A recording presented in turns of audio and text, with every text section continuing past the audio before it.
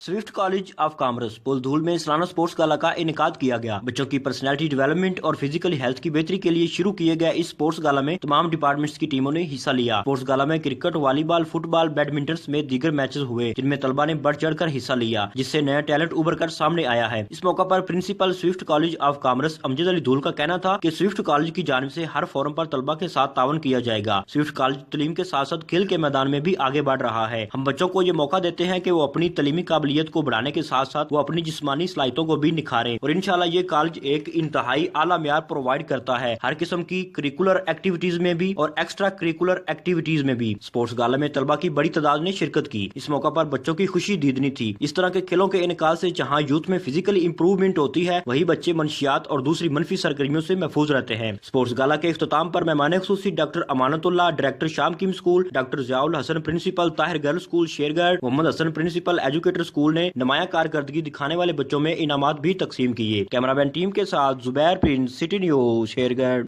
हम लाते हैं top news, आपके फेवरेट टॉक शोज और अनलिमिटेड एंटरटेनमेंट सिर्फ यूट्यूब पर।